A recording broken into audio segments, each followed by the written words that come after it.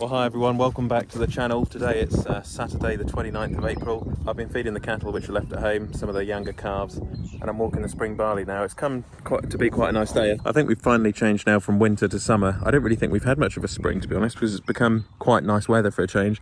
We've got quite a few weeds, broadleaf weeds. These are old potatoes, so we'll get those sprayed. It suffered as well where my tractor's been when I was doing the rolling. It is what it is. I need to get a smaller tractor at some point to do those jobs, but the 65 would be quite good to do the rolling. Even though they're a small set of rollers, it would probably struggle on them being two-wheel drive. But I don't know if you can see, when the weather comes out, it's not a bad part of the world here in South Rural Norfolk. The cherry blossoms come out on the trees and it's quite pleasant for a change. Makes a bit of a difference. I was thinking as well, this upcoming week we've got a new buggy coming. We're selling the chipper, and hopefully if we get around baler this year, I could bale all of this barley up when it comes right. I'll be baling the straw on the home farm, which will be quite fun to do, so that's something I'm looking forward to later on in the year. There's a few little patches, things like this I've noticed with barley, but other than that it's not looking too bad. The weather will be doing it the world of good now, the sun, and it's coming along quite nicely. I just wanted to see if our cattle feed had come up yet, the Photobi as well. That was just about to come up out the ground the other day. I think this is mainly from the rabbit dens which live in this little woodland area. I've got my rifle. We'll try and have a go in these summer evenings and just have a pop at some of these. We have seen some younger rabbits along here. Well, I'm looking for the fodder beet which was planted a week ago. This is the cow food, and I'm struggling to find any which has come up along the road, so I should think it probably needs another few days or a week before the beet starts coming up out of the ground, the fodder beet. So they'll be coming up along here, but like I say, just not up yet. It's been a week yet, so give it a few more days. I think it will with this good weather. The sun will help no end, you know. So you can see on the left the grass has started to grow now because we've got some good weather. One job we have to do throughout the year is this: we have to get a hedge cutter in and cut all these sides, the banks. So that'll be a job for someone with a tractor and a hedge cutter this year. This bit on the left was the bit we ripped up the other day. It's worked down quite nicely, and soon we'll come along here with a quad bike and plant some grass. I've got some more seed coming this week, ran out the other day, so this will be getting planted. We're on the stackyard now. This is where we had a couple of 100 tons of wood here, and it's all been chipped up now, all the wood chip. So we've got quite a bit of space here for a change, and then just next to it, I just washed this off the other day, and it took me a fair old while because we carted all the cattle out again with it this year, and still got some more to cart out soon. But this is where we bought it from, Johnson Brothers, Castletown, Fintona, Ireland. I didn't realise, but I think it's just 2016 made, so it's actually coming up for 8 years old now, which will be heading on a couple of years, 10-year-old. It only feels like yesterday we bought this trailer, but yeah, it's what we use to cart all the cattle out and cart all the straw, cart all the silage. Washed off there, ready to take some more out next week. And then next to that we've got the muck trailer. That's needs to be washed off. Got a load of muck to cart with that from the yard soon. So then there's kind of a load of remains of wood from the chipping. Bit of firewood I've got to split up there as well. Finally finished my water tanker. This one's on standby now, ready for summer, so that when we run out of water down at the marshes. It's my smart box. Someone commented about the smart box. Why don't we get like a normal John Deere front weight, because they're easier to put on and off? I don't know. At the moment we've got that. It does the job. And then the Pottinger, which is hanging around for a while. There's the bale spike and the silage wrap I've got to get rid of in there. This has all been really wet this year, so I think at some point we'll dig all this out. This is where the silage goes and the attachments go. I'm going to dig this all out and try and put some crushed concrete in next year now, because we've got a lot to do this year. Can't be messing around this year trying to do too many things. I'd rather just focus on certain jobs and get them done. As you can see, literally no silage left at all now. I've got some rat boxes I've got to put down. And then when we were walking the barley earlier, you'll notice some parts of it looked a little bit yellow, and it's because I didn't put the subsoiler through the whole field last year. We only did the tram lines because I was still waiting for some bits for this. I've got some hard ox bits, tungsten Spalding's wings, which we bolted onto the legs, and then we welded some tungsten plates on. And I didn't have these last year when I was doing the tram lines. I don't think I'd finished them in time, and I couldn't do the whole field.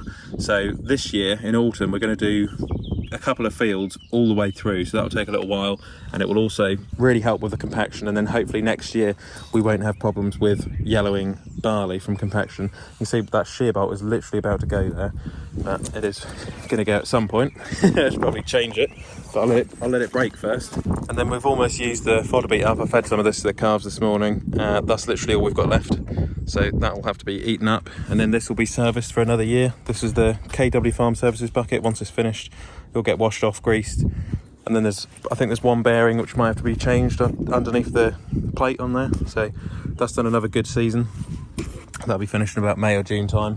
And then next to that, this is where my concrete blocks are going to go along here, the Lego blocks. This is where the crushed concrete is I put down the other day. I've done sort of halfway up to here. I need another load to finish most of that bit off. And then all of this bit here, I'm going to hire a digger and scrape all this bit out and dig it all out down to about 4 inches. And then I'm going to put some more crushed concrete in there right the way up to those back panels, so it's like a nice square. And then I'll have the concrete Lego blocks along here, which I'm going to curve around there to the side of the clamp. And the back stuff there at the back I'm going to clear up as well, so that will hopefully be fairly tidy. And we'll have the fodder beet this side.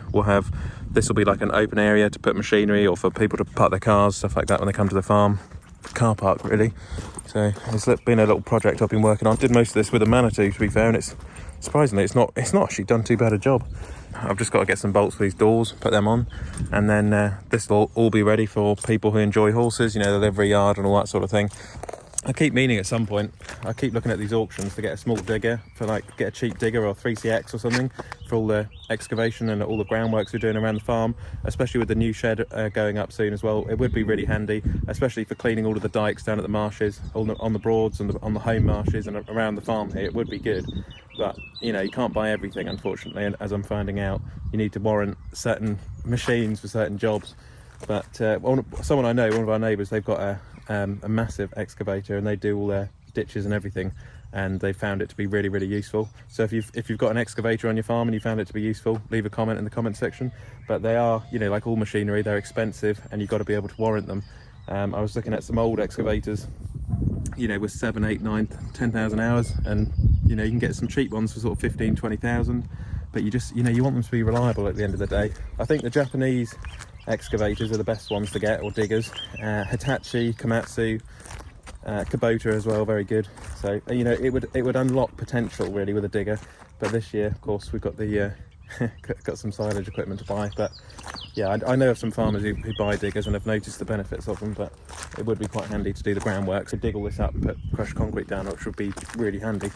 And then these are some of the calves I've still got in at the moment. We haven't taken them down to the marshes because they're too young.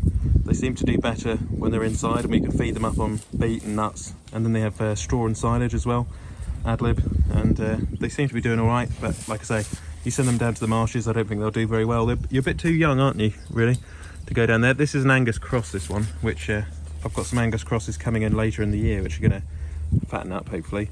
And then next to them, that's the bit of grass we drilled the other day. We planted with a little quad cedar, which worked out quite well. It'll be a little while, I think, until that grass comes up.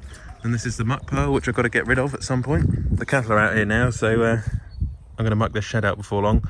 But yeah, this is where I did one of my first YouTube videos back in the day. I think we had the JCB at the time, and I mucked this shed out, and I think it got 500,000 views, and I had 2,000 subscribers. So I kind of call this YouTube Alley, or the YouTube shed, because like I say, it's where the first video was made.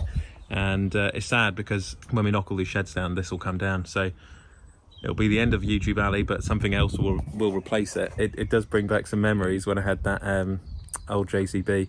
The trouble is, when I had the Teagle Telehawk, I couldn't bed this down because of the way the alley's facing. So I couldn't, there was no way to get in and out of here really. And yeah, but like I say, you know, these sheds, they're coming down, they're old.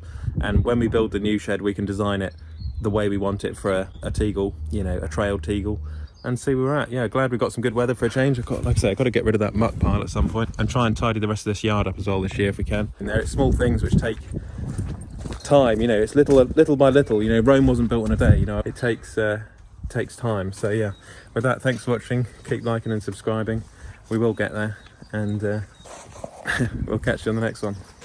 Click here to subscribe to the channel, and click here to watch another Olly's Farm video.